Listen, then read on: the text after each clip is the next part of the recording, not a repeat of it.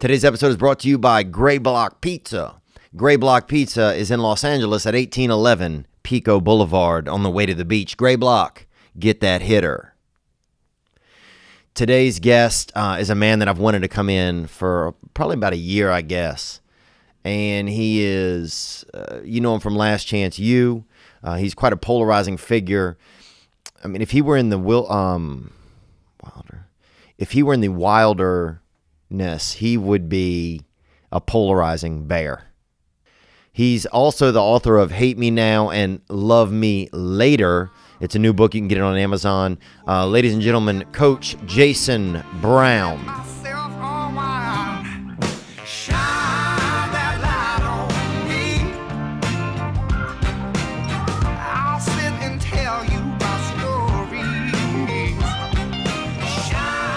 What's up, Slap Dicks, man? That's probably my favorite, man. Is it? Yeah, because I grew up, man, we had a coach, man, and he would always call us numb nuts all the time. Oh, yeah, he'd be like, you jackasses. He'd be like, get your dick out each other's butts and get out here. That's what he'd say. He'd come in the locker room and say that. No doubt. Yeah. Hey, Slap Dick's been around. Yeah, Slap Dick's been around. Been a long time, man. Coach Jason Brown, nice to see you today, man. Hey, I appreciate you having me. Yeah, it's an honor, man. It's a pleasure, No doubt, man. no doubt. I'm hot off the second season of y'all's show. So Okay, good deal. I haven't watched it yet, man. I haven't watched the first one. So, Really? Nah. I've seen bits and pieces here and there, but not. Let's get you closer. Sorry, let's get a little closer. Gotcha. Yeah. Yeah, don't be afraid to eat it like this. Okay, gotcha. Right up on it. Okay, cool. Yeah. How many of the players how much coaching are you able to do at the JUCO level, and how much of it is just like sheep herding, just guys who are just fucking Good question, man. A lot of people don't ask that question. They don't realize what. just Muppets, bro. I'm sure you get some Muppets at that level. I grew up around Muppets, so I know what it's like to be around them. No doubt. You don't coach a lot, man. People don't realize. I can coach with anybody in the country, and now they'll tell you the D1 guys that know me. I grew up. I got my name as a coach, X's and O's. A lot of people stole things from me offensively. Won't get into that, but once you get the head job, which I've had a few of them, you become a manager now. And in Kansas at Independence, man, I didn't have the opportunity to hire an offensive coordinator because we didn't have the resources. So since that was my baby, I said, you know what, screw it. I'll run the O, spend more money on the defensive side or hire an offensive line coach. So I did those things where you compare that to Buddy Stevens' first year or 2 years on the show. He didn't do much of any coaching at all. He managed as well, and he had that thing rolling.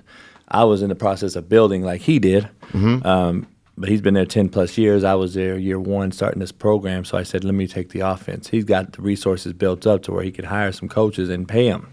And so was there a reason why suddenly some of the finances wasn't there? Just were never there. And Right. what we got going there, shoot, man.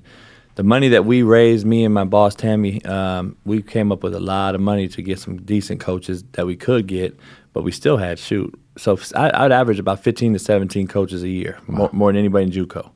And probably eight of them were unpaid. So they were guys that were that I gutted and worked hard, but 17 of them got D1 jobs too in 3 years. Wow. Yeah, so, hate me now, love me later. Yeah. Look, man, well, that's the book, right? That's the book. That's the book, man, and I appreciate this copy. No doubt.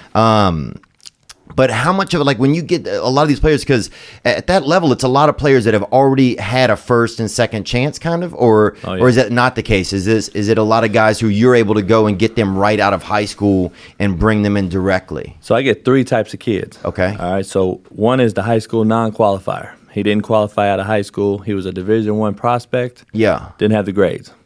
I'll go get those kids. Okay. Best of the best of those kids. The second type of kid is a D1 kid that went to the 4-year, so went to Alabama, went to Georgia, wherever, and flunked out, smoked weed, got kicked out, had some type of charge. And they're already at these universities. I'm sorry, go on the third one. What's the third one? No, and then the third one is the kid that's at the D1 as well, who's a good kid, good grades, does everything right, isn't playing the amount of time he wants to play, and says, you know what, screw it, I want a shot to go get re-recruited.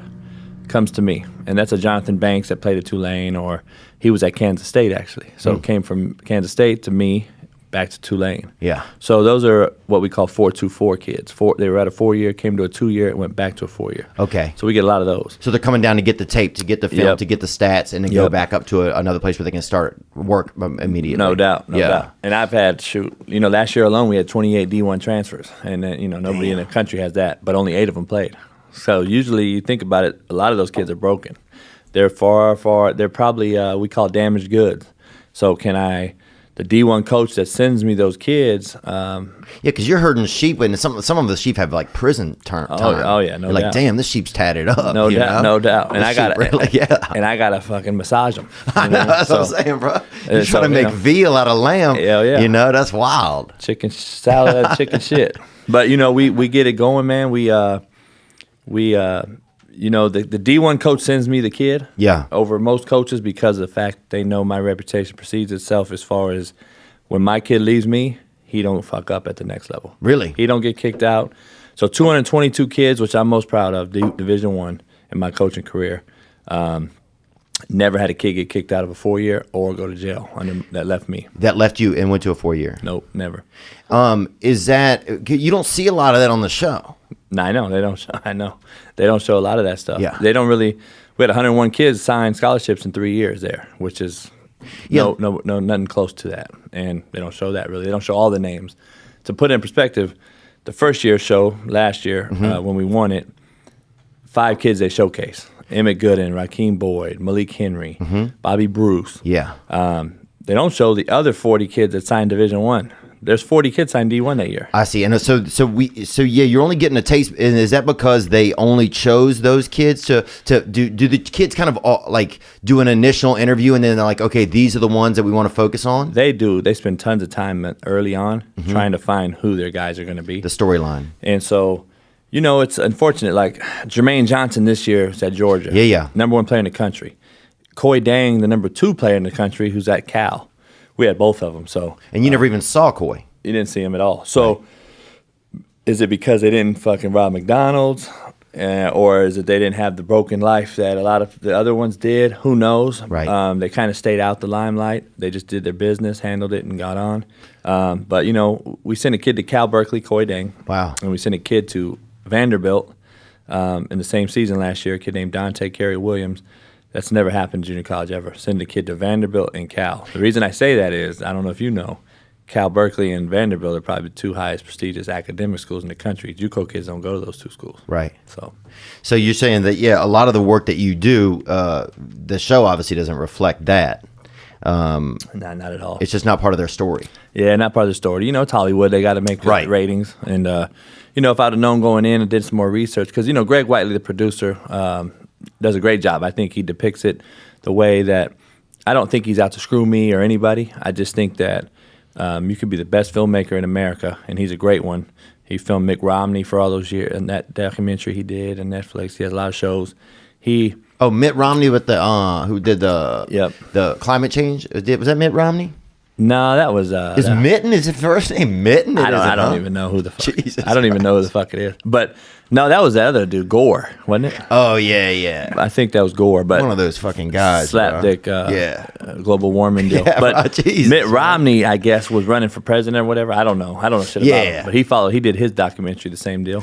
It looks like they've done a great job. Yeah, he did a great job filming it. I just don't know if he knows the complete inside, the intricacies that go into junior college kids, the broken home background, the coaches' backgrounds, and they're you got broken a bunch too. of fucking Muppets, yeah. Coaches too, we're broken. And I think you'd have to be to spend time around, to be in that environment and not get so affected by it. And a lot of people don't know your story. You're from California, right? Yep. You grew up in Compton, right? Yep. And you played quarterback. Yep, quarterback, whole life. Yeah. Yep. And so, what was some of that like growing up? Like, what was some of like? Did you have like a role model kind of, and were your folks around? What was your vibe? Nah, I had my pops and mom around. They divorced when I was young. And they're both white. Yep, both white. Living with, ended up choosing to live with my dad, so we went on and all over the place in California though.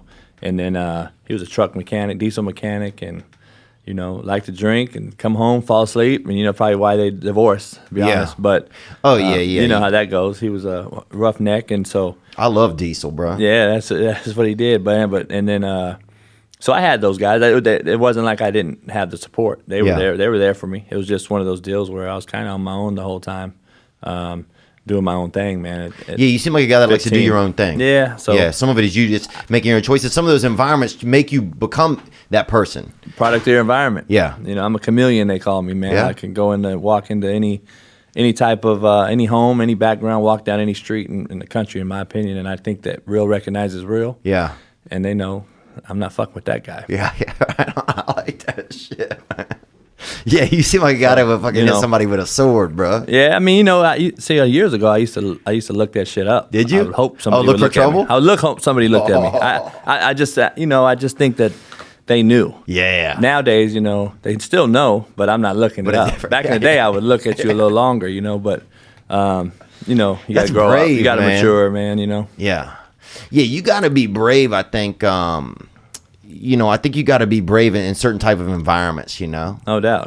And I think me, I lived in a car, man, for 18 months growing up. What kind of car was it? Shit, I don't know. I don't even know whose car it was. Oh, it was yeah? like an old Camaro or something. Dude, I got hit Ate up by ants and shit.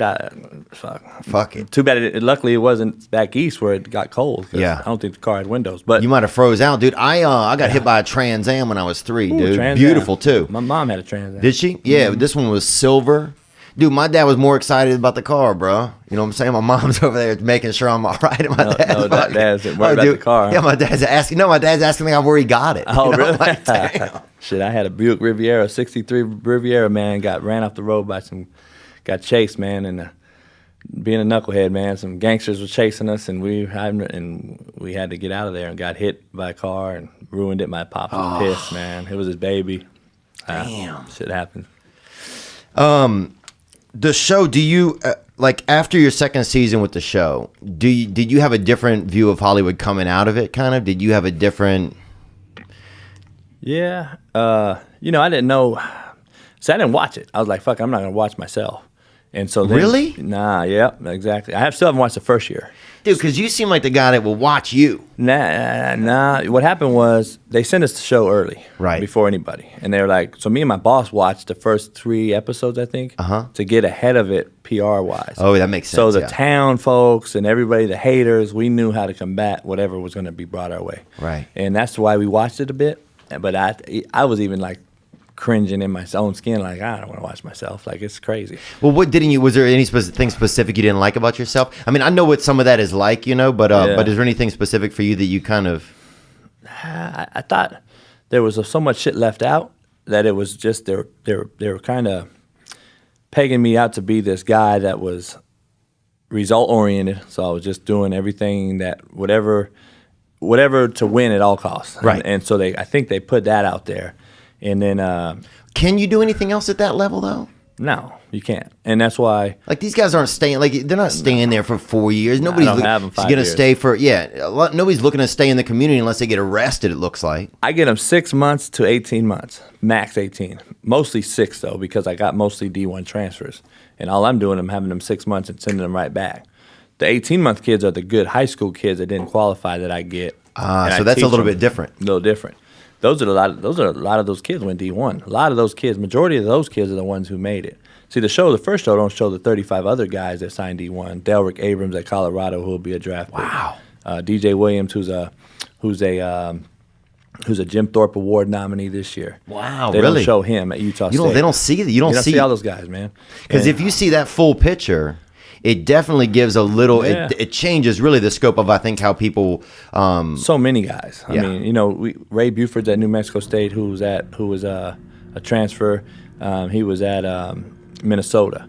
We brought him in. He had some background issues. That was a BS deal. I had 3 kids that left Minnesota over a big time rape scandal. And they didn't do it. It was cold up there, you know what I'm saying? And that's a joke. Yeah.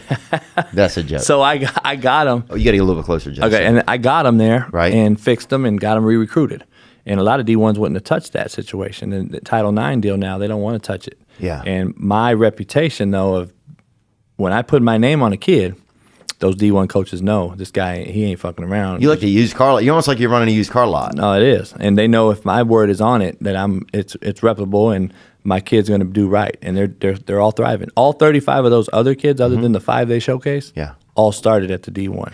So why don't they want to tell it? Why isn't there? Because I feel like that story is also very attractive to me. It like gives me more of a full picture of what a coach is dealing with at that level. No doubt. They don't show the things I wish they showed. The 4-year school comes in there, the Division I coach, tons of them were the most recruited junior college in the country. They'd come in there and talk to my boss and say, the players have their pants pulled up. I don't hear them saying the word bitch. I don't see them doing these things. They look us in the eye, they shake our hand. That isn't being taught at any other JUCO. And he goes, those guys line up at practice to shake our hands. And he goes, it's taught. It's clearly taught. And I wish they would have showed at least coaches talking to my boss about it and showing people that, we were different, and that's the reason so many guys went on, and those guys are thriving now at the 4-year. Rakeem Boyd's at Arkansas. Yeah. He'll be probably the top 2 or 3 running backs picked in the draft. He's a Doak Walker nominee. So we got kids that are being Division I nominees for big awards, you know what I mean? Yeah, it's who knows, he could be a Heisman candidate. So, we got kids all over. Now, what type of pride? Can you grab me a water too? And Jason one as well? Thanks. What type of? That must be a really amazing feeling when you see that kind of go on. Like, what's that like for you as somebody that's been a part of their journey? Man, that's what gets me off. You know what I mean? Wins and losses don't mean diddly shit to me in junior college. Do you know who played for the national championship in junior college last year? I would say McChesney State, and that would be a guess. No, JUCO. Oh, I have no idea. That's exactly. Yeah. So that's my point. Nobody knows and cares about junior college and what they did, and the bottom line is it's about, can I mold this young boy and turn him into a man so he don't fuck up at the 4-year, and those coaches get a quality kid and product, and they're good community members and all those type of things. That's what allows me to sleep at night, and I've done that better than anybody in the country. And those D1 coaches know that's what I'm about, and that's why they'll take the risk kid that a lot of people wouldn't take. They'll call me and say, Coach, how has he been since he's been with you? I know he got kicked out at Minnesota. Coach, he's been a stand-up straight shooter. You know what I mean? Do you shoot those guys straight all the time, all or would you bend the truth a little bit? Not never. Because I've sent so many guys on. They come to me and they know, and then ultimately that's how guys get jobs. But at the end of the day, I didn't need the D1 coach. They needed me. The kids, I don't need the kids. They needed me. And at the end of the day, I held all the cards because I had the best player in the country, and I'm getting them graduated faster than anybody in America. And we got guys everywhere. We'll probably have 10 to 12 guys get drafted next year after these 2 shows, and nobody can say that. And do you get like any type of kickback? Is there anything where coaches are trying to give you like, look, can you steer this guy more my way? Do you ever? It don't happen, man. It never really happened with me. Right. You hear those stories in the blue chip movies of the world and the program and all those movies. Oh yeah, they show that shit, but. It's not happening that I see a lot of. The coaches that you have relationships with, I try to tell the kid, okay, listen, don't go be the other guy, be the guy. So don't go to Alabama if you're going to be 4th string. Right. Go to fucking McChesney State and start and get film, and you still get drafted. Football like players, B.J. Sams, man. B.J. Sams was a great player. I think he went to McChesney State. And look, all those guys that went to Troy and all those guys that are in the NFL. So it's not. You don't have to go to those places. Every kid has a place. I think there's a place for everyone, and I don't know if. But our kids, they did go to those places because we had the best players in the country. So it wasn't easy to play for our guys. We had transfer from San Diego State, San Jose State, a couple running backs. Mm-hmm. They didn't even make our redshirt team. Wow. And they started at those 4. Those are D1s they started at. Damn. So that's the difference in talent. Yeah. So a lot. I imagine then that it gets the players that come in that aren't that great, or the level of competition must be pretty severe then a lot of times at practice and stuff, or the beginning of season. I'll break it down like this. I'll tell you like this. We had 101 kids go D1. 28 of them never played it down for me. Damn. And we had a D tackle redshirt that signed with South Carolina. So that tells you the talent. So they're going against the best O-line in the country every game as our scouts. Mm-hmm. Our O-line guys that signed Division I that never played for us are going against Emmett Gooden that's starting at Tennessee. Yeah. Jermaine Johnson. So those guys are good, but they just weren't quite good enough to play for us. And those guys got scholarships because I'm pushing them out because I'm graduating them so fast, I'm getting them out. So they can now go to the 4-year and have 4 years to play 3 instead of having the red shirt, stick around, waste 2 years.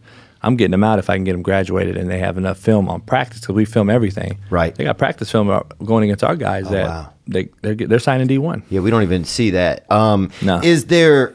But how many of the players do you keep tabs on after? Or is it such like a?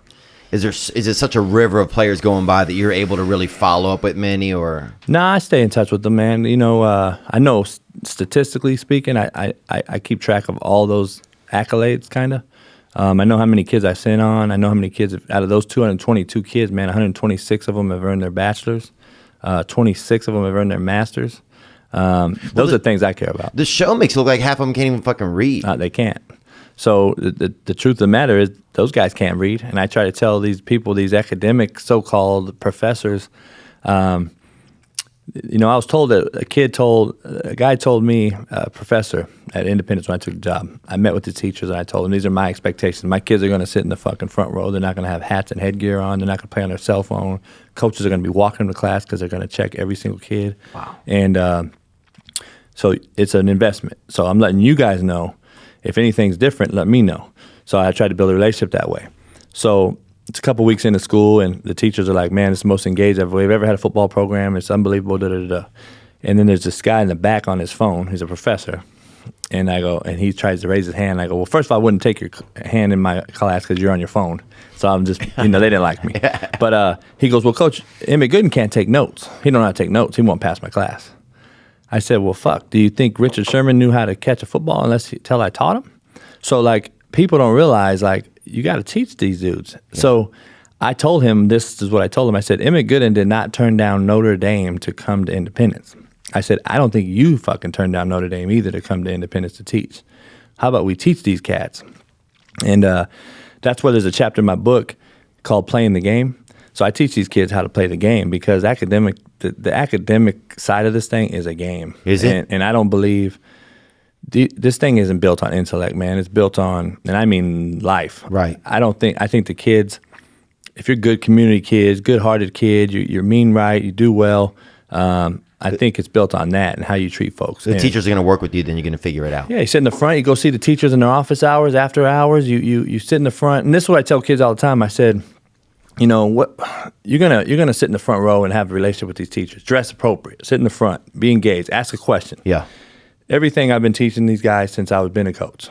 And the guy in the back on the cell phone, and compared to the guy in the front, when they go talk to the teacher at the end, and the teacher sees you, which one the difference between a B and a C is easy. A bubble on the teacher has the man with the pen at the end wins. Yeah. And so he's So going that's what you try to teach them. He's going to favor that B over that C, and then if you're in the back, a D or an F, you're going to get the F. So I try to tell him it's a game. You got to play the man. game. Play the game. So it's almost a little bit of that with everything. Everything. You got to play a little bit of the game. It's not who you know; it's what you know in life, man. Yeah.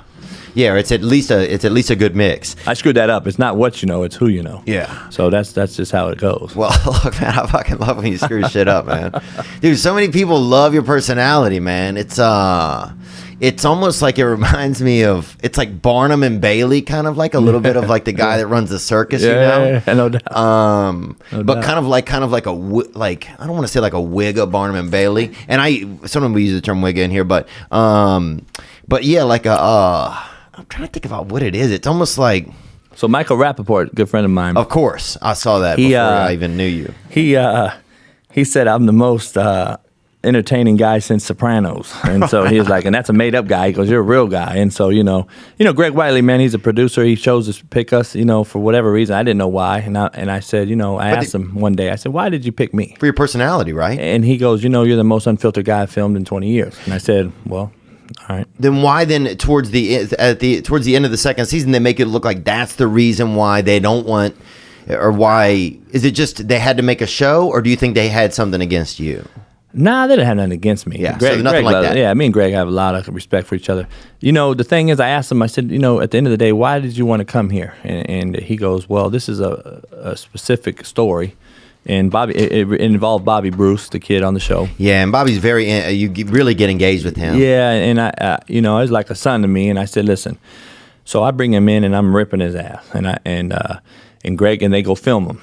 And right afterwards, he walks down, moping, and they're like, how do you handle it, Coach Brown? How do you stand for this? Why are you going to show up to practice tomorrow on time? Why do you continue to show up to everything on time? He goes, because Coach will gut us if we're not there. He goes, yeah, but he just called you a motherfucking whatever.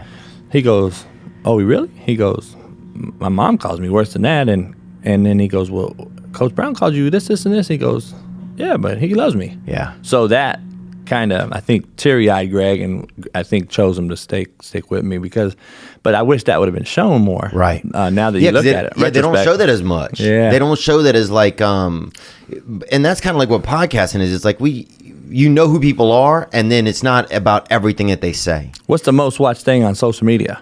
Fights. Oh, yeah, fights. They don't show the doggy being walked. You know what I mean? So everybody wants to. I don't know. Sometimes them cats, bro, they got one cat pushing a muffin across a gymnasium I saw the other day. You talk about cats fighting, though. That's when it really rubber meets the road. Oh, yeah. Two cats fighting over a scone. It's a wrap. Yeah. So, they want that justification. Sorry to interrupt the episode. Look, I've been accused of a lot of things, but I've never been accused of sexual harassment until now. How often do you think about your socks? Huh? Be honest. And I know some of you cretins out there just love to lock yourself in the back office and smell your own feet. And just hold your toes open and just get a big front huff of that hoof smoke. You feel me? If you're like I am, you probably think about your socks a lot.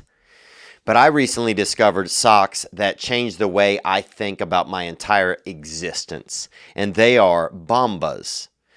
Bombas are socks that, they're just so stylish, they're so comfortable. If you walk by a flamingo, they'll start following you if you're wearing Bombas. They love a fancy sock. Sometimes lightning will even strike near you because lightning want to get a look at your feet. Bombas are the most comfortable socks in the history of feet. If you go back to the beginning of feet, you'll see that.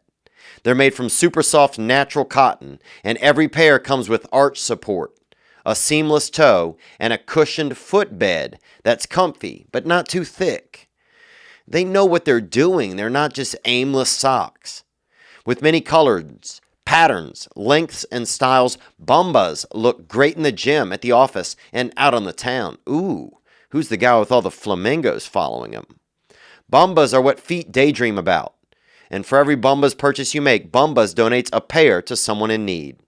Buy your Bombas at Bombas, BOMBAS.com/Theo and get 20% off your first purchase.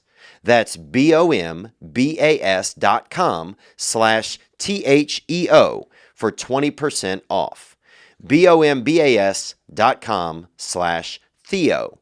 Get the Bombas, get them on your feet, and watch the flamingos flock.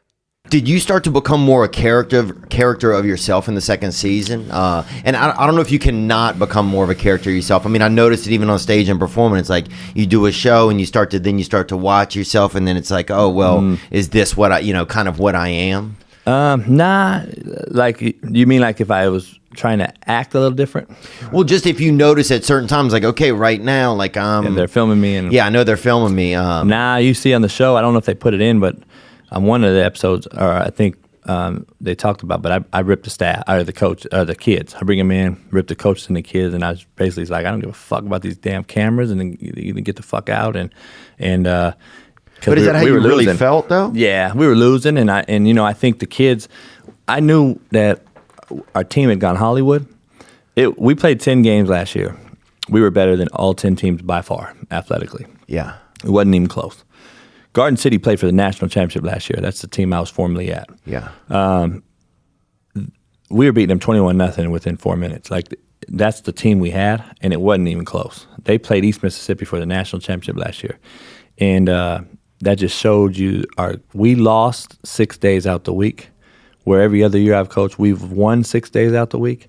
And if you ask what that means is, my teams usually win 6 days, meaning we don't steal at Walmart. We handle study hall. We kill the weight room. We kill practice.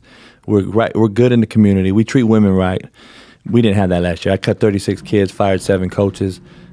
We had such a bad nucleus of kids and coaches that wanted to be on camera. Right. So you get a lot of people that want to be Hollywood. We had 200 kids show up that we didn't know who the hell they were. no prior engagement. And they get there and we find out, oh, it's fucking because of cameras. Yeah. And we just drove from New York. You better fucking drive your ass back. You're not coming here. Well, they enrolled in classes, unbeknownst to us, prior to them arriving. So the schools there thrive on, they need FTE, which is full-time enrollment. Right. They need that to survive. So they're loving it. They're loving the enrollment, and they think, oh, the show's going to bring these kids. Well, guess what? Those kids were fucking cancerous as shit because they were horrible. They didn't belong there, player or person. They didn't care. They just wanted to be on camera. And so they're in the dorm with our kids because we all live on campus, those kids. So they're in there just cancering them up. And, it takes one bad apple to ruin the bunch. So, yeah. So that's what happened this year. And so you're telling me that's what people, these naysayers, not to cut you off? Oh, coach can't coach this year. Well, so I just fucking forgot all of a sudden how to coach. 9-2 to 2-8. I mean, okay, I forgot to coach. Talent wasn't much different. Well, why weren't you getting help? Like if there's stuff like that going on, like that, there's such a larger element it's something no other coach is going to have to deal with because you have the cameras there and because you have this attention, spotlight. And then the first year, though, we had coaches that were a couple more guys that were at Division I programs that were coaching with us for a year. Now they're back at D1s. Mm-hmm. Those guys were holding them to the fire a little more. And they did what the one-tongue language that I call it. We all had this one-tongue language in the program. It's our way. You're going to do it or not. This past year, though, we had coaches that wanted to be the kids' friends and that type of shit. Right. And that don't work. We're not their boy. We don't go to the club with these kids. It's not our buddies. We're trying to mentor you and mold you into something bigger. Yeah. And these coaches we had weren't ready for that. Yeah, it seems so remedial there. I mean, it's like it shows that there's not much for the kids to do. Is there really not much to be done in that area? I mean, it's very nothing. There's not a close to Starbucks is about an hour. Wow. You got Tulsa, Oklahoma, which is about an hour, 10 minutes north. Yeah, I was just there a couple weeks ago. We're doing some shows. Yeah, and Looney Bin? No, Kane's Ballroom. Oh, okay. Yeah, I like Tulsa, man. I hung out there a lot. Yeah, Tulsa's nice, huh? Yeah, I like Tulsa. Beautiful place. Can't drive around. Everything's fucking under construction, but yeah, crazy. What are they doing? Huh? I don't know, man. It's been that way since I've been there. But I like Tulsa, man. The Tulsa loved me, man. The people there, they everywhere I go in Tulsa, man, they love me, and it was a good deal. Would you go up there to meet ladies sometimes? Because they don't show you with the ladies. I mean, they got that lady Tammy, I think is her name. My boss. Yeah. Did you guys ever have any? No, hell no. No, hell no. Come on, man. Come on, man. She was like a father figure and a mother figure all in one, man. She was a K-State Hall of Fame basketball player. Was she really? And she's Olympian. So she's big deal, man. She's in the rafters at K-State. Look, that's what I'm saying. Everybody thought that, though. Yeah. Everybody would walk around that town. That town's 9,000 people. Damn. And there's nothing's open past 8 o'clock at night. It's unbelievable. There's nothing there to eat. You know what I mean? It's one of those places. And me and her were always seen because we got the fuck off campus to deal with other shit. Yeah. And everybody, they're fucking around. And no, motherfucker, you guys don't get it. I'll never mix business with pleasure, first of all. But, dude, what I'm saying is you hang out at the salon, you're going to get a haircut. You know what I'm saying? I hear you. I see you got the Joe Dirt thing going. No doubt. I hear you. Hey, bro, I can cut you up, man. You got to get one of my shit. I got a barber, man. Bro, you ain't cut his shit, bro. Hey, I got a barber, man. You got to go low, brother. What? Dog, how low is that, bro? I can see your ideas, dog. That shit is fucking low. Hey, is what it is. What it is, man. In the second season, did you start to? I know because you started to get a lot of fanfare. Are you coaching right now? No. I'm just chilling. I bought a house out in the Inland Empire, and a brand new home from scratch. Got to pick the flooring, did the whole deal, and then that's it, man. I got the book tour coming up. I'm gonna go do. I've been speaking at some high schools. That's gonna start jumping off. And then start speaking around the country and stuff like that, and doing the speaking engagement deals, and that's about it, man. Figuring out what I want to do. I don't know if I want to coach no more. Really? I don't know if these kids can handle me anymore. These enabled kids that these parents allow to be enabled. I don't think the kids have changed. The parents have changed over our time, over the years. And what do you mean by that when you say that? When we grew up, man, there was no second guessing a coach. Everything was yes, coach, this and that. Now these fuckers all think they know everything. Oh, no, I'm going to do this. No, you're not, motherfucker. Not under my watch. But that's kind of what. But then if you say that, then it's suddenly like the parents are complaining, and now you. Nightmare parents, they call them. Yeah. But, it's, I don't know, man. Maybe, all good things come to an end. I don't know if I'm meant to do this anymore. So it's full circle. When I started playing, I made it professionally. I got cut by the Chiefs, got cut in NFL Europe, played Arena League. And what year was that? 02, 03, both years of those years. And so, think who else was quarterbacking around then? Where at? Anywhere. Oh shit, everybody. The guy at the Chiefs was Trent Green. Oh, Kurt Warner was still playing Rams. Yeah. You know, everybody was playing in. Was that Brett Lorenzen? Favre. Did Lorenzen play back then? Or you remember that? Jerry Lorenzen? Yeah. You know, he was at Valdosta State, man. When I was playing, I played Division II as well. So we both were Division II. Oh wow! That's and cool. We were battling for the Harlan Hill Award, which is a D2 Heisman. Really, that's wild. And huh? yeah, he was at Valdosta. Played for a coach named Hal Mummy. Hal Mummy that went down to Southeastern. And who's a big time Mike Leach. He basically hired Mike Leach, if you don't know. But Hal Mummy, Mike Leach coached for Hal Mummy originally back in the day. They're kind of the inventors of the spread, open up offense. You know what I mean? But he was at Valdosta, man, and. You guys ever play against each other? Nah, we didn't play against each other. But everybody knew who he was because he was like 400 pounds at quarterback. You know what I mean? Yeah. Unfortunately, he passed away, man. Rest in peace. But yeah, he was sweet. Yeah. I went to Lexington a couple times, and he would always pop out and say, "Hey," and oh, did you? Yeah. He was always a really, really I heard that kind man. I heard that. I was just trying to think of what other quarterbacks played around then. Yeah, it was a lot, man. They were all still around. A lot of the big name guys, Favre's and all them guys. Yeah, we used to go to Farstown and eat mushrooms, dude, back in Kiln, Mississippi. Is that right? We'd go put jerseys on and eat a bunch of fucking mushrooms, dude. Brady was just getting going, you know what I mean? Yeah. Drew Bledsoe had just given it up, and Brady was taking over, and they were starting to win Super Bowls already, you know. We're the same age, so, you know, he's a Northern California guy. Did you ever play against him? Nah, no, not nothing but preseason game. You did? Mm-hmm. Who won? We actually won, but I didn't play at the same time as he did. You know, he's a starter. I was a fucking practice squad guy. But you had something to do with it, I bet. Yeah, so, you know, it was good. It was good times, you know what I mean? Do you ever play against any real heaters out there? Nah, you know, remember Julius Peppers? Yeah. So he played for North Carolina. He played for Carolina, right? North Carolina, and Carolina Panthers. He lit me up in a preseason game. He shouldn't have fucking been in when I was in. I was fucking third string O-line, you know what I mean? But, you know, it is what it is. I love you always have the best explanations for everything that make none of it your fault. Yeah, I know that. That's how it is, man. It's the best. That's the best. Is part of a head coach's job to make it not their fault no matter what? No, I take responsibility, man. I tell everybody, man, the kids and the coaches are responsible, but I'm accountable, and there's a huge difference. And I'm accountable for the entire gamut, you know, 30 administrative people, trainers, coaches, football operations people, and then I got 200 kids, you know what I mean? So, which are all like my kids. Yeah. So I'm accountable, man. And if people don't realize, but people ask, like, okay, Joe Paterno didn't know. Bullshit. You're the head coach. You know every fucking thing. Right, so you have to know everything. I know everything. Because it seems like, sometimes it's like, or just from the show's perception, it's like, you're always in everybody's ass, it seems like. Right. And that's because...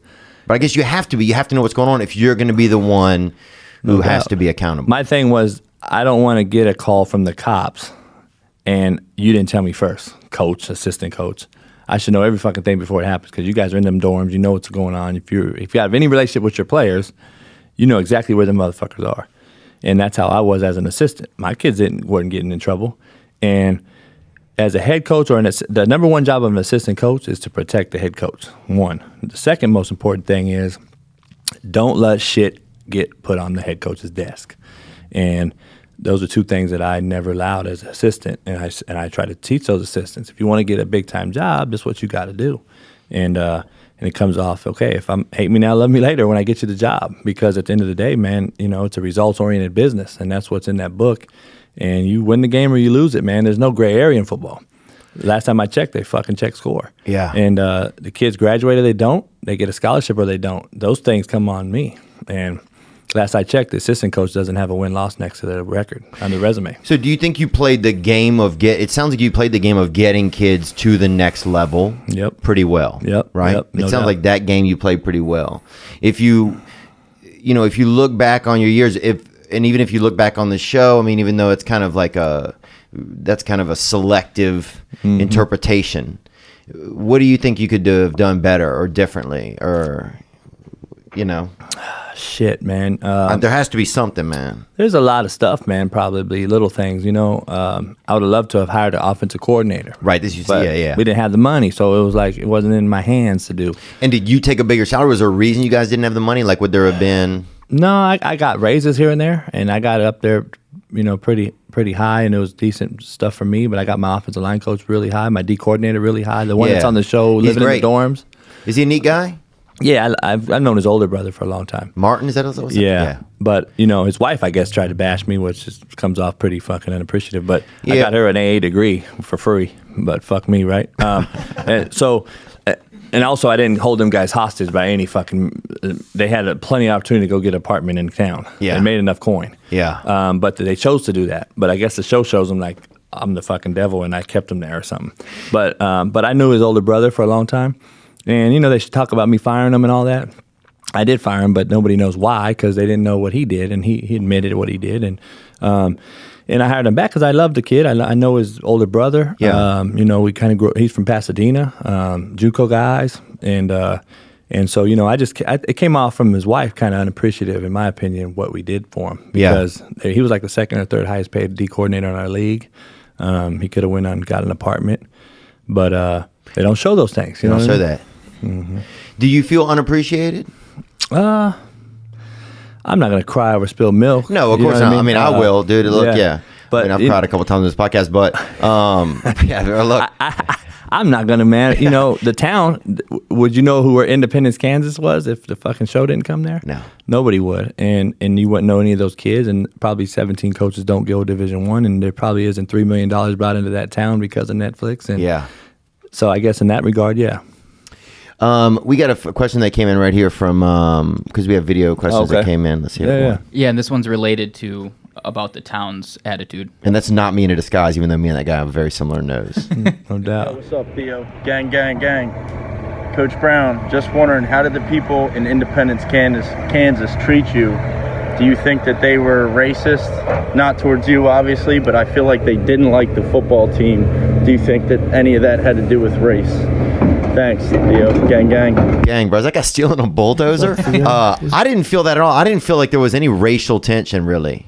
I think there might have been some undertones. There might have been some underlying stuff. I mean, that's just in the history book. So I think that's. I don't. Yeah, we didn't face any. We didn't face any. The town people I love the people there. There's the hatred that I took from there. There's a select few guys. Yeah. And most people there love me, and we got along great, man. It was great people there. There's these pseudo guys that make these pseudo names up. So Freddie's really Johnny and Freddie and Bobby. Yeah. And he comes up with 3 names, and he's now from Arizona, but he's right there. Right. And he makes up these names, so the percentage goes up in hate. Right. And especially if they're the ones talking more, then it looks like it's 50%, even though it's 3 Freddie, people. Yeah. And it wasn't that way. But, this is the thing to answer his question. So, the Jayhawk Conference in Kansas and the Mississippi League, where you kind of are from, Mississippi only has 8 out-of-staters allowed. But Mississippi's more a predominantly black state. Yeah. Kansas predominantly white state. Yeah. We only had 20 out-of-staters allowed when I got the job. That rule changed seemingly overnight. So we became an unlimited out-of-state state in junior college. So you could bring in as many as you wanted. So, of course, nobody's going to recruit Kansas no more because Kansas high school football is not very good. Not to bash them, but they don't have the legislature in place to allow those kids to thrive. They don't. As soon as football season's over, you cannot have a football out again. You go right into wrestling, track, basketball. We're in California, Georgia, Florida, Texas. Football season ends after Christmas. You can pick up a football again, and you're football training again 24/7. I see. Everybody's a lot more trained, a lot more acclimated. That's at the high school level? High school level. Yeah. So Kansas is behind the times in that regard. So I was hoping the out-of-state rule, optimistically speaking, changed the entire legislature from the high schools. It hasn't yet. Hopefully it will. Well, but then it probably keeps sports like wrestling and stuff big in those areas. It does. But to answer his question, I think there's some hidden racial agendas because of the fact, now we were predominant Kansas 8-team league, and now it's become out of state. Our Kansans aren't playing anymore. I see. And now there was some spite, I think, and some hatred. But we didn't really see it. My coaches didn't really see it. But not from the local people, though. You didn't feel like that. We didn't have that feel. There was no tension that way. You think there might be some underlying stuff that's like, because it's like they almost might need to make some legislation to even just keep white people in sports at some point. No doubt. And Bill Burr. Yeah. But, they come to me and talk about, I think they more took it out on me. Like, let's get this fucker out of here. So these fuckers, these freaks of nature won't be here no more. We can go back to having, fucking John Deere here. Well, they must have been upset, though, the townspeople. Were they upset about the show? Because I could see if it brings in a lot of knuckleheads, like you're saying, into this campus that you don't even see on the show, that are just maybe in the community, hopeful football players, like guys who got locked out of D7, who are homeschool football team, Yep. They because they're just milling around town. Then was there a lot of people just milling around town? Probably, but that's why I always had a relationship with every manager that owned a place in that town, Walmart. All the restaurants. So if any football player, which was going to be a black kid in their mind, so that's why I taught, go to the corner store and buy a Black and Mild. Right. And if the 35-year-old black guy's in the store, guess who fucking did it? Football player. Right. And we get that black eye. Unfortunately, and I taught those kids, man, they don't give a shit about you. So don't get caught up. Don't be stupid. Don't be in the store. Don't go to Walmart and steal. And that was big before I got the job. We didn't have that issue. I never had a kid arrested. I never had any domestic violence charges. We never had any issues. And I let those managers know. They would call me if there was any concern or people disrespectful. I didn't allow that shit, and I'd cut them quick. So the townsfolk knew that discipline was there before. Since I was there, they know it was tenfold from when I was there. They were robbing and pillaging before. Before you got there. Mm-hmm. So you felt like you definitely really tightened a lot of that up. We tightened it up, and they weren't gonna free for all run around that town. And you'd cut the kids. Cut them quick. And would you do get it? them out of there? Oh yeah, we cut hundreds. Is it fun to cut them sometimes? Hell yeah, it's fun to cut them fuckers. Yeah. Trim the fat, man. Trim the fat. You got to cut the cancer. My dad died of cancer, man. I told him, I said, fuck, I'm not going to have that shit around. You better shit or get off the pot, man. Yeah. So. Did you get lonesome in the town? Yeah. Man, we worked 20 hours a day. Yeah. People don't realize we were there, burning midnight oil, man. And we were tough. We had weights at 5. That means my staff was there at 4 to get the damn thing ready. And really, were you there too, or just the staff's there? You get to show up a little later. I showed up a little later for the fact that I did all that shit for 20 years. Right. No, I get. I painted fields and all that. It's their time to fucking figure it out. They didn't. They were going to get fired, and that's just the results oriented. But I also did everything else. Like I was there. My thing is, if you're going to be a leader, you're going to show it. You're not going to talk it. So everything that we did, I did, obviously. But certain things like that, I believe head coaches, they've earned the right to sleep in an extra 20 minutes. I agree with you. But those things, those type of things happen, and then we were there till midnight, man, and we were curfew checking them at 11:30 p.m. Getting right back up at 4. So, we're there all day with them. Class checking them, dorm checking them, make sure they're not smoking and stealing and doing any stupid things. And unfortunately, last year, we had more of that than any year I've ever been as a coach. And well, it seems like you said, you had kind of control over that. Then what made it go so haywire last year? The cameras. Really? Yeah, it's just bad nucleus. And do you feel like you could, going back on it, would you have done anything different to from the top down, like this is how it is? You know what? I don't know. I think it might have been inevitable, man. I don't know if you could have changed that. I don't know if anybody could have came in there and did anything different. I wasn't going to change up anything because my model's always been successful. So why would it change all of a sudden? But still had the best players. You think?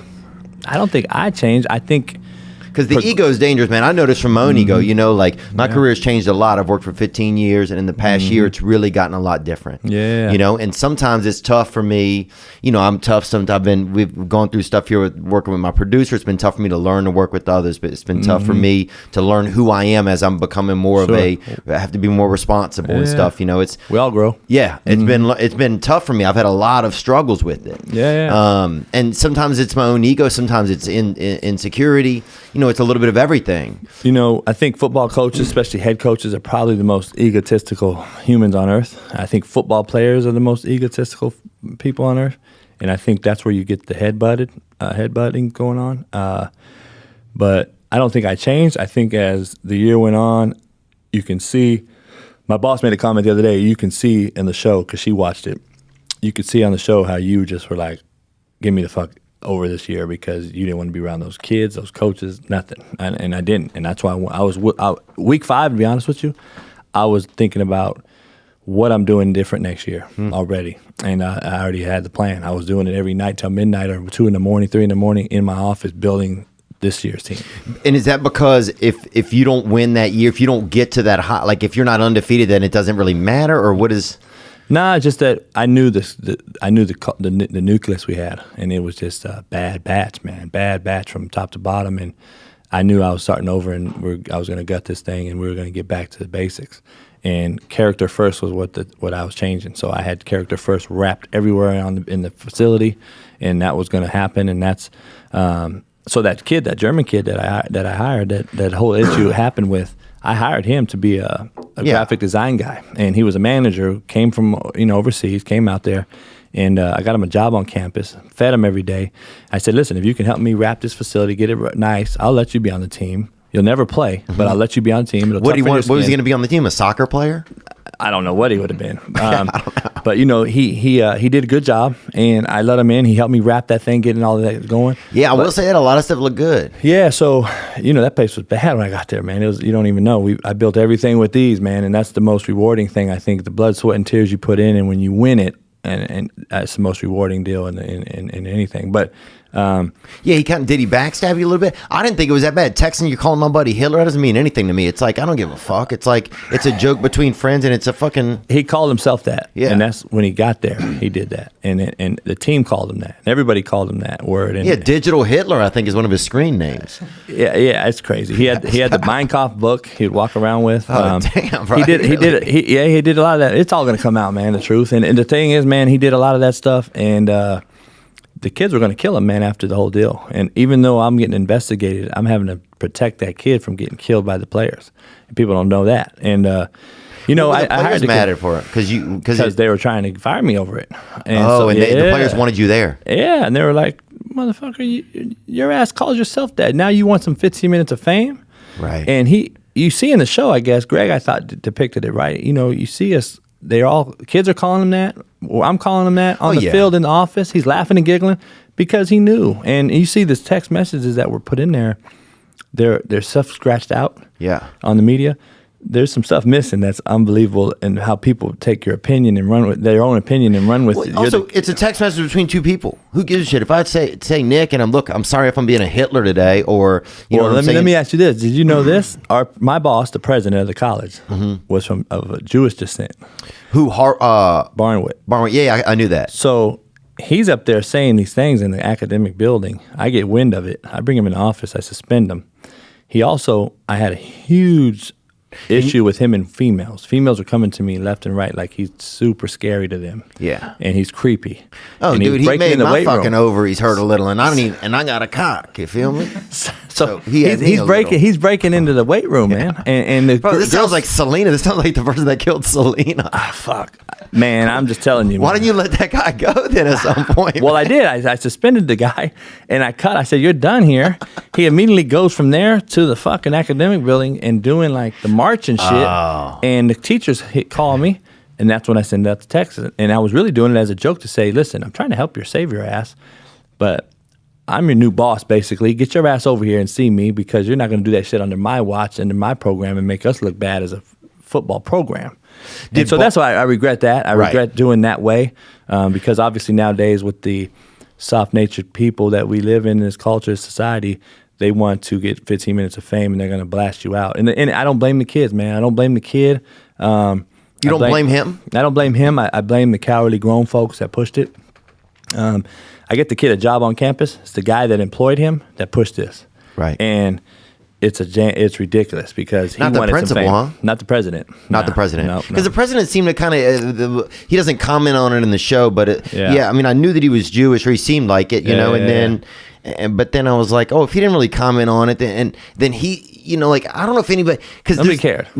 Here's the thing, nobody really cares about any of this shit. Nobody. It's does. like people write articles, and then people that are bored. If I wasn't a public figure, I'm still there. Nobody gives a fuck. The thing is, the president came in. If you were winning, do you think that anybody would have cared? This is the thing. They hadn't won in 30 years. Year one, we went in there. We beat 4 teams that they haven't beaten in 30 years. Yeah. We beat them. Oh, they got a picture of the Independence football team from like 25 years ago, and half of them have on ice skates, dude. Fucking shitty squad, bro. Well, that's what I mean. So we go 5-4 year one. Yeah, one of them had a catcher's mitt on. I'm like, no shit. What is that, dude? No shit. But 5-4 year one. Yeah. I mean, unheard of. So like, okay, shit. Next year we win it. Like, then I have one bad year, and that's not. I wasn't worried about. I was like, I'm never going to fire for a bad year after what we've done here in 3 years. So that's why week 5, I was prepping for this year. Right. And I was already gutting it, getting ready for the program because I think we would have won it all this year. We had a great staff I hired, the best recruiting class in my 3 years there, so it would have even been better. And so going back, what could you have done different, do you think, if you were looking back on it? I mean, what? Man, I don't know, man. I don't know. Sometimes things are supposed to go the way they go, man. Yeah. I don't know if you can change something. I didn't do anything different. It was, the cameras didn't bother me. They bothered other guys. But this is the one thing I'll tell you, which might sound like jokingly, as a joke. I'll never hire these young fucking coaches again. So maybe I'll have a staff of fucking 80-year-olds next time I get a job, because those guys know the intimate setting of a locker room. And when we grew up in football locker room was the most intimate setting, period. Now it's a mockery. It's a place where kids want to film you, cussing out the team because Johnny stole at Walmart. You're cussing out the guy and the team for making an example of everybody, so you better not do it, or this guy, you're going to end up like him, cut, or in jail. And they want to film you on the low and put it on social media, and even coaches, young coaches. I'm just like, where does this become? Everybody's trying to get their clout. And that's what's kind of gave me a sour taste in coaching. Maybe I don't want to do this no more if it's become such a spectacle. Well, there's so many battles it seems like you have to face. Not only are you trying to keep these, I mean, and you're at the, you're like a second, you're at the father. You're a father, but you're the tent behind the big circus. It's like, this is where the animals, they got animals doing cigarettes out here, you know what I'm saying? Half the guy, This is where all the shit's done, and they don't show it. Like, there's a lot of things under you get drugged through the mud back there. They just show the good shit, dumping water on me when we win it all. Like, you don't know what we had to go through to win that thing, you know what I mean? And it's not like it's a 20-minute ride from in California JUCO. You're taking 20-minute bus rides. We're going to Garden City, 7 hours across the state, or to Iowa or whatever. And you got to deal with those kids in hotels overnight. You know. Oh, well, I'm sure, especially with social media now, everybody's trying to fuck each other and all of this shit. It's a joke, man. It's become really you could fuck somebody at a truck stop. You know what I'm saying? If you filling up a 30-gallon tank, you'd have time. You know what I'm saying? It's like these days it's so easy to just cross paths with someone. Go to A&PM or whatever. Yeah. Do you wish you were still at Independence? Not how it ended, no, because I just don't. I feel the course had ran its, the time ran its course. I think it was done. It was time to move on. All good things come to an end. I built that place, man. I mean, there's a brand new turf field there, state of the art, locker rooms, meeting rooms, nice. You name it. I did it, and so I missed that part of it because I know what we were gonna have. It would have been the premier place in America. There's no doubt about it. But at the same time, man, if I've never kissed anyone's ass, man. If you don't want me there, I'm fucking leaving on my own. You don't got to beg me to leave, and you don't have to force me out. I'm leaving on my own, and that's just how I was raised, man. And so if you don't want me, I don't want to be here either. And for the most part, I was wanted by everybody. 99% of that town wanted me there, man. I get a lot of love emails from them people to this day in Independence, man. And I love my time there. To be honest, small town and all that, but it was fine with me. I was there to do a job, which was to help young boys turn into men. And we did that. We excelled, and we did it better than anybody in the country. And so we put our footprints in the sand, man, so to speak. And we set history, made history there, and now maybe it's something. It's a new venture to be had. What are you missing right now about coaching? The interaction with the kids. You know what I mean? Recruiting and getting those kids, finding the next Emmett Gooden or Rakeem Boyd or Malik Henry, and trying to save one of them, because you can't save them all. So my whole thing is save one of them, man, because I try to tell these young coaches, you try to save them all, you're going to spread yourself too thin and be super, super heartbroken at the end of the day. I learned that as a young coach. And did you? Yeah, and so, now you just try to pick one and save that one kid, and hopefully we save more than that, obviously, but that's my goal. And so hopefully, I missed that part of it, trying to find a guy to save again. And, help these young cats out. Some of these other, when teams were playing you guys in your conference last season, were people more trying to beat you or trying to beat that team? Me. Really? They hated me. They hated me. They hated you, huh? They hated me in California when I was here because I beat everybody's ass and out-recruited everybody. That's how it goes. Why do they hate you everywhere you go? Hate me now, love me later, man, I guess. Man, do you think people love Nick Saban that play against him? You know what's funny is I hate Nick Saban, but I respect him more than any other coach. That's what I'm saying. So those coaches don't like Nick Saban. He runs this. That's his shit. The SEC is his league. It ain't fucking. Yeah. Well, the whole it ain't a league. It's his league. It's everybody playing for second. Now. It's Saban's conference. You know what I mean? And those coaches don't want that. They're fucking trying to beat them. And so remember, everybody was on a TV show, a national Netflix last year. So every team we got, whether they were shitty or good, we got them times 10. They were on steroids. Yeah. And everybody wanted to beat us on film, on camera. And I'll try and tell our guys, man, you don't understand. You're playing a team that's shitty, and they're rising 10 times up over the mountain. They're rising out the toilet right now. They want to beat your ass, man, on Netflix. They're not going to lose on Netflix. They did last year. We beat everybody on Netflix last year. Everybody's pissed. We're talking shit. And was the show going to come back for a third season? Possibly, but not definitely. Not definitely. I wasn't told they would. But there was probably a big time chance because I don't know. I've been told, I'm not going to say names, but I've been told that they're going to have a hard time replacing me on there just because of the polarization, I guess. Not to boast, but I think they're having a hard time finding somebody now.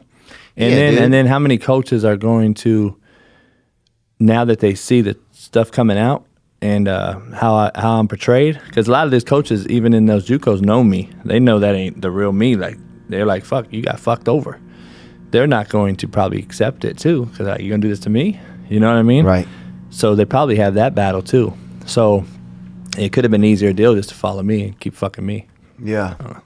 Yeah, because it seemed like they went 2 seasons, and from what I heard, they weren't sure until the last minute if they were going to switch to a different school. Yeah. And then, and I've worked in unscripted programming before, and it's like, you never really know until until a couple weeks before the camera starts rolling, they can make a different call. That's how it is until it's greenlit. And I kind of feel like the story, there would have been a chance for like a comeback season, maybe. No doubt. But after that, I couldn't see how they would go more than. And to be honest, man, seasons. I didn't want to end that year on a 2-8. You know what I mean? Yeah, you guys got fucked. And we lost 4 games by 1, 2 games by 3. Like those games we lost, and then we get blown out by the worst team in the league, and that was because it had hit the nucleus had settled in, and it was like, fuck, we're done.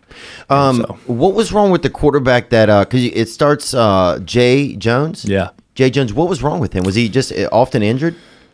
Injuries. I don't know how mentally tough he was. I think he had other ulterior motives as far as maybe I think he was already looking forward to maybe, he had girlfriend back home. I think he was homesick. I think he thought it was maybe beneath him. He was a great kid. I think great-hearted kid. Yeah, he seemed like he has a great heart. Good parents, man. Raised him right. I just think I think he was there, and it was out of his league, and he was just like, I brought in some good backup guys. One was a true freshman I didn't want to play this year, had to. But was it Chase? No, it was a kid named AJ Wright, the third guy. With the long hair, tall, 6'6". Dude, way too much hair on that kid. Yeah. Jesus, bro. The hair to human body ratio. It's not a unique. It's a very unique amount. That's what I'll say. He's going to be special, and didn't want to throw him in the fire like that fast. So the backup comes in that first game and rips it. Throws for like 300 yards, 3 touchdowns. And shit. So we start him the next game, and he looks like shit. Yeah. And we're down 35-0 at half. We come back, storming back, should have won the game. Put in AJ. He rips it, come back. Then he gets torn labrum at practice. Oh. Then we go back to Chase. And you guys were running it for that all season, it looked like. And then we're back to it. Then we were trying to play a 4th quarterback. So people don't realize, you're 2-8 too. But so we had 22 offensive line change-ups. Meaning there's so many injuries, we've had to swap. Left tackle had to play right. Center had to play guard. We had so many injuries. Why so many injuries? Just one of those deals. One of the things is we're the only team in the league didn't have a turf field. So when I got that done and got that donated and got that going, we were still practicing the whole entire season on a basically rock field. And we had, just so you know, we had 6 ACL blowouts during the season at practice. We just didn't have the facilities. Damn. People don't realize. Somebody should open up an ACL factor around the corner, dude. People didn't know what we've dealt with, man. Broken ankles. You don't understand. Then we get to turf field for the last game of the season. Like, fuck, it's a little late. So that's why I was looking forward to this year, because we had all the new things. So. Yeah, to get to play with all the new toys. Yeah. Malik, you guys brought Malik back in. Was it just out of necessity, really? No, it was to save his life. So I brought him back. Known the kid a long time, since we shared the same mentor. My junior college head coach, it was also his quarterback coach. And so I've known him a long time since a little kid. His dad, he didn't get anything because of the show, probably, the bad light. And then we brought him back. And I told him, I said, listen, you'll be a practice squad quarterback. Yeah. And I said, right now, because this wasn't your team, it's not the talent set that's built around you. The first year's talent was around him. We could play action, RPO. Right. Hand the football off. But he could throw it to great wide receivers. He had the best O-line in the country. And this team wasn't built that way. We were going to run more option with Jay, spread it out, be more, play faster, those things. When you brought him back in, what did you tell him? I mean, did you reach out to him? That's what I told him. After the season started? I was done. He graduated. We were trying to get him a scholarship. He had 3 years to play Division I. So we were trying to get him marketed, get him out of there. And a lot of people didn't want to mess with him. So I said, listen, I told my players and coaches, I said, listen, he can't come back and do anything. He can't shit on himself or he's done. He'll never play again. He came back and did a great job for us, like practice squad. He did a hell of a job at practice for our defense. He did all those things. But so out of necessity, he had to play. And we were down to nobody. And he ripped it against Garden City, and we should have won the game. Probably should have threw the ball every down. He would have probably threw for 1,000 yards. I don't know. He's that good. Yeah. But we the next game we start him. We get blown out because it wasn't him. It was the team. And his attitude went to shit then? Not really. It was just a matter of I've already losing the team now. I'm losing the team. And Malik wasn't here in the beginning. He wasn't here all spring, battling in the snow and fighting in weight room and running. And I just felt it wasn't fair to the kids. And so the truth of the matter is I told him, I said, listen, man, no hard feelings. You know the deal. This ain't for you. This ain't your team. This team's not built around your skill set. And I'm losing the team. And he's like, Coach, I get it. Now, that's a simple conversation. He continued to practice with us. And people they didn't show really that. And so now he's starting in Nevada. He got named the starter today. Nice. Really? Mm-hmm. Yeah. Wow. Mm-hmm. That's pretty cool. Do you feel good about that? Yeah. He'll rip it, man. They throw the ball all over the place. He'll dominate that league. And he'll get drafted if he stays the course. Now, what about they had another kid on the show, Adrian? No, the kid. He's like he was defensive guy number 6. Kalen Davis. Yeah, it seemed like he couldn't even write or anything. Kalen, man, he could. But huge personality. Yeah. Extremely fun to watch. Great fun kid. to be around. Greatest kid. Yes. Man. His sister died on him. His brother died on him during the time at my place. And so I kept him from leaving because I knew if he went back home, he would be, wouldn't be good. Nothing good. And I said, listen, man, you're going to save your mom's life eventually. You have to graduate and get this done. And he's struggling in class, obviously, and got him graduated, man. He's at Arkansas State now, and he'll have a chance to prolong his career and make some money and maybe help his mom out, man. They come from a poor background. And is he a good player? Louisiana. Yeah, good player, man. He's a tweener, and that's why he probably didn't go big time. He's a tweener. We don't know if he's an outside linebacker or a DN. That's kind of great now, though. Yeah. So Arizona, Dallas schools came in on him late, and he's like, man, I'm going to go to Arkansas State. He's from Louisiana? Louisiana, yep. Oh, wow. So was Del. We had a lot of Louisiana kids. Yeah. Yeah. We got some other video questions that came in. Yeah, and I had a question about Malik's dad. They interviewed him a lot in season 3. What did you have a relationship with him? Because to me, it seemed like he just showed up in high school when Malik started getting some recognition, and he seemed like a well-spoken dude, but I didn't trust him. Yeah. No, I've known him. I've known him a long time. Like I said, we share the same mentor, me and Malik, and I've known his dad, Marcel, a long time. So, yeah, he was around. You know what I mean? Him and his mom got a divorce, I believe, and they were kind of back and forth. So that always makes it tougher that people don't get to see. So they had their own personal deals that probably were struggling. It was probably hard for him to be around Malik. So I don't know the whole, in totality, that whole deal family-wise. But, he came to every game at Independence. He flew in every game. Do a lot of parents start to mill around whenever the kids are doing well? Do you see a lot of that, or? Nah, I didn't allow it on the camp. I didn't allow it. He was a different deal because he was out coming from California and flew in every week. You wouldn't have that from normal parents coming in every game to a junior college game. it was on YouTube, so kids would watch. Their parents would watch it from home or whatever. We had so many kids from so many places. Yeah. But he would come to every game, and I let him be on the sideline during the game, not on the side but back. But he was there, and he supported him. He supported the hell out of him the whole time that he was there with me, and so it was a good deal. But now I'm sure he'll be at Nevada games. You seem like a guy that has like a chip on his shoulder, which I think is, if you want to be a guy who survives and achieves and things in this world, it can often be great. I feel like a lot of my life I've been that way. Where do you think some of that comes from for you, Just being told I couldn't do it forever. There's nothing greater pleasure in life, man, than doing something that was told that you cannot do. And that's, I wasn't supposed to take an independent job. You can't do nothing there. You're not going to win. They haven't sent a kid D1 in 5 years, and they haven't won a game in 10. But what about when you were young? I mean, no. And that stems back from, he's the only white boy in Compton. You ain't going to survive, yeah. Those type of things. Oh, I'd have shot you if I, dude, yeah. So, Because we'd have been competition. Yeah. You know what I'm saying? Right, bro. No doubt. You'd have to shave your head, though, but yeah. But, I was raised by a big time, guy in the drug business, you know what I mean? And I was raised by guys like that and street guys, and I could have easily been in the dope game, but I was like, nah, I'm going to be a leader, not a follower. That's my thing, teaching these kids. Don't go left, go right at the stop sign, because guys will follow you regardless. Yeah. And so I preached that. So, I was like, I ain't going to be a leader. I ain't going to smoke weed and sell dope. I'm gonna play sports and try to affect some young men's lives. And so that's what I chose to do. Back to the thought about like when, as the second season comes on, they gotta have some ladies hitting you up, man. Yeah, they did, man. It was crazy, man. Did you get out to Tulsa and meet some ladies? What happened with somebody's merge? I didn't meet anyone, man. Come on, I'm telling you. I had no time, man. You gotta make a little time, baby. Man, it's crazy. People that know coaching, you're there coaching the season. Obviously, it's 24/7. As soon as the season ends, man, you're taking your staff, you're splitting it up, and you've created this recruiting database, and you've created this plan.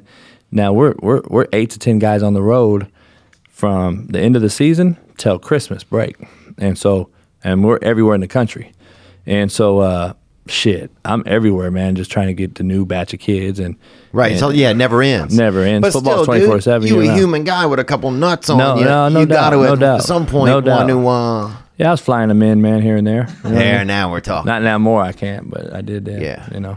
And that had to be startling, dude, because look, I've done it, bro. You fly somebody in, and next thing you know, like, dude, this one girl I met one time had a real small head, right? And you can't tell in photos and stuff. Dude, I'm talking about, bro, you couldn't even legally bowl with it. It was small. It was too little.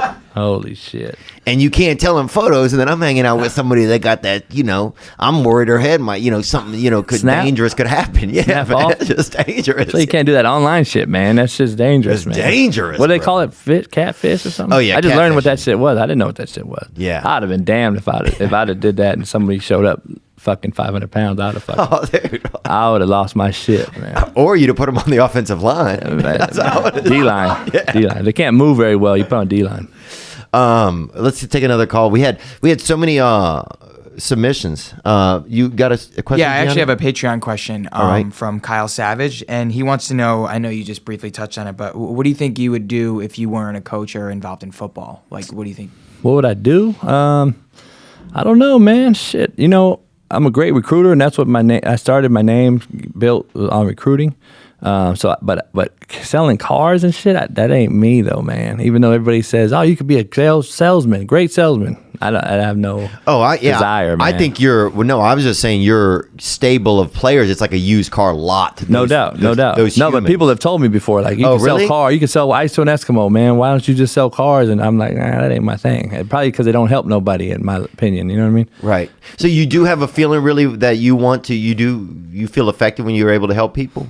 Oh, yeah. That's what allows me to sleep at night, man, not wins and losses. You know what I mean? Nobody gives a shit. And you know what? I've told people. Because the show doesn't, and I know you that you haven't seen it, but the show doesn't show that. It just doesn't have that element of you. I know. That's what I'm hearing. It's got more like this Huey P. Long kind of like guy, which is an awesome character, man. Trust me. It's also a character I think we need out in the world. That a character is still allowed to have like some sort of manly attributes and tell everybody to go fuck themselves if he wants to, No question. It's like, especially in LA, they're trying to outlaw, they're going to take our balls soon, bro, I think there's some great American words that they didn't like me to say, man. I think motherfucker's like probably the best one. Oh, dude, they said it on some of the boats. If you listen, they got some, transcripts from the Mayflower. A lot of people are like, yeah, motherfucker, we going to America, bro. Columbus, huh? Yeah, that's what I'm saying. Hey, I don't know, man. I think there's some words out there that I think kids resonate with better. Yeah. You think I could whisper sweet nothings to Bobby Bruce? Son, please do right. Fucking kidding me? His mom calls him every fucking motherfucker in the book. So like, they don't know what being in my shoes entails. They don't know where these kids came from and what I have to deal with. And those kids don't know those words. And like you said, a lot of them come from their third grade reading level. They're third grade reading level, man. And like I said, they ain't built on intellect. If you know how to play the game, you might sign an NFL paycheck regardless. 22 of my NFL guys weren't fucking scholars, let me just tell you. Yeah. But they're making $1 million. So yeah, and it's an experience-based life I think we live. It's not built on intellect. I think it's built on hands-on experience out there. And get your hands dirty, man, and figure it out. And I don't know if a piece of paper from a college really means that much. It definitely ain't you ain't making the money back to pay it off. You ain't making more money than the college degree costs. Well, you're going to work, over time you're going to spend 10 years of your working life paying it off for sure. Biggest scam in the country, man.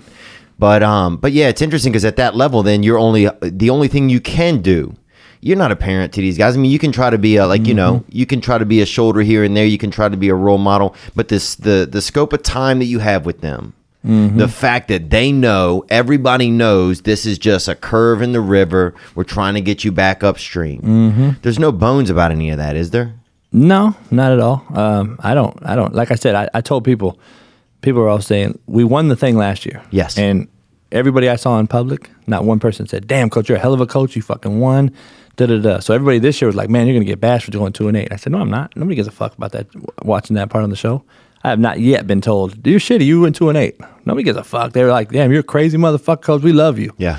And that's all I've been told. Nobody cares about wins and losses and that shit. People think that. That's not really what it's about.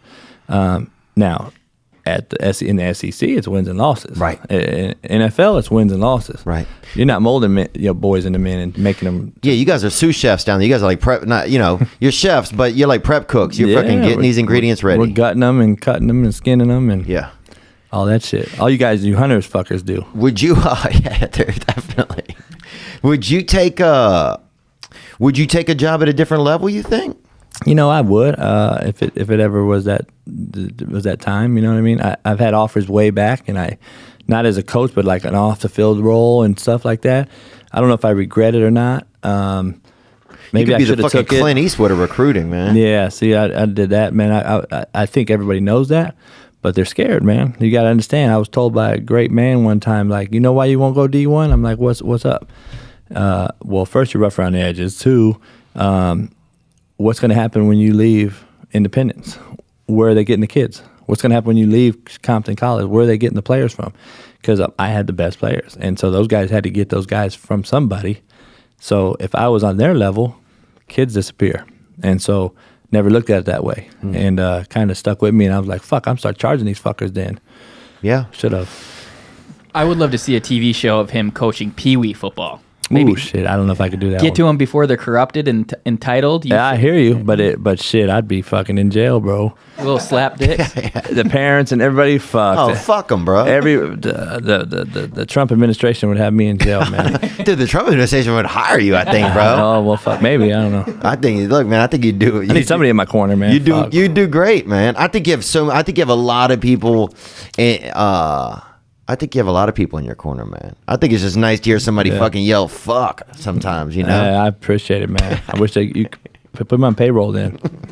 If you could go back, knowing everything you know now, do you think you still would have done the show? Or yeah, because in my opinion, who am I, man, to take away young men and a platform for an opportunity from these youngsters? So, like the coaches, 17 coaches got jobs. You know, you would never know who Kalen Davis is or or even my 2 white fucking kids, Chance Main and Kerry Buckmaster, they get highlighted on the show. Oh, yeah. They got my tokens in there. Oh, yeah. But, they did that. Nobody would know who they are. Kerry Buckmaster lived a harder life than most fucking any inner city black kid I ever met. The kid with the big hair? From Arizona, yeah. Yeah. So, or from Nevada, I mean. So, he lived in a car, man, drove up here with fucking tuna fish sandwich, drove across the country to get Independence, man. And in his time there, he busted his ass for me and was a very loyal kid. And, he was an emotional roller coaster, man, but they all are. And that's my job to try to mold them and help them. And so hopefully he figures it out and ends up becoming has a family and does well in life, you know what I mean? But nobody would know those guys, and probably 10 of the 17 coaches wouldn't have got those jobs if they weren't on the show. So I don't regret the show. I just maybe I should have did more research on how they were going to depict it. Yeah. But besides that, I got those guys an opportunity for the rest of their life to be known. Let's take this question right here. Coach Brown, I just wanted to see what your new opinion was on the new caddy lineup. We got the new CT5, we got the new XTS. CT5 looks like it's got that supercharged V8 in it. So I wanted to know what your opinion was and what your plan is for the new year. Now, gang, Brown Crown. Gang, bro. I don't know, man. I got the V Sport out there in the parking lot, man. I'm a speed guy, you know what I mean? So probably the CT he was talking about, I guess. So yeah, I'm a speed guy, man. But I got the big body too, so I like to get in the DeVille. Yeah, and lay back, dude. My dad, sunroof, and my dad bought a Cutlass off a couple brothers that lived down the street from us when I was a kid, right? And my dad was old. My dad was 70 when I was born. He was an old man. Oh, damn. So he would drive us around town and it had these speakers in it. My dad couldn't even fucking hear, right? So, bro, we'd be rolling with 22, just listening to NPR, Paul Harvey all the time. Oh, shit. Paul Harvey! Banging, huh? Good day! Yeah, bro, fucking banging, bro. And one of them had Chinese food in it, bro. One of the things was rattled out.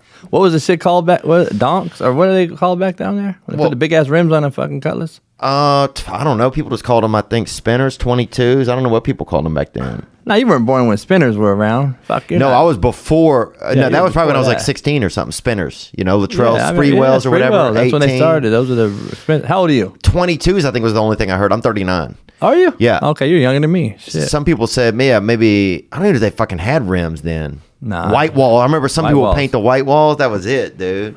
I mean, everybody, the only nicest thing you could have us was a 5.0 Mustang. No, that was big time. Yeah, that thing was big, bro. Convertible. This one dude floored it one time, and these two fucking real pasty bitches fell right off the back, dude. They were sitting on the back like they were in a parade, but they're wearing a parade. They got and cherry, they fucking rolled right off the back, bro. They got cherry marks on their elbows. It's like rug burn, man.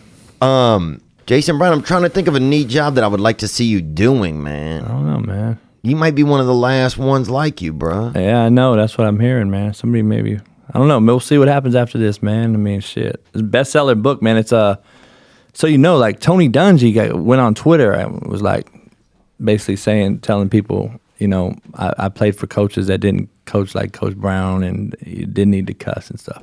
Oh yeah, Tony Dungy seems a little fucking soft though. My rebuttal is like you weren't in junior college and those guys weren't coaching junior college kids, so it's a little different. Yeah, I can only imagine, man. It's already easy enough, these players are already treated like royalty at some of these universities. They're already given a lot of second, third, fourth, fifth chances. But the moral of that story I was telling you is that book's the bestseller. Tony Dungy's isn't.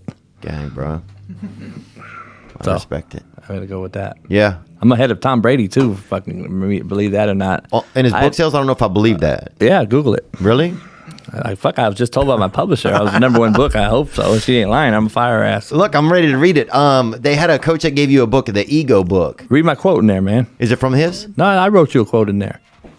Let me see it. Front page, man. Theo, I appreciate the support and love. Much respect for what you do. Gang, my best, Coach Brown. WIN, bro. Win, man. You know what that means? What's important now? That's my thing. There's a chapter in there. Read it up. I appreciate this. I will.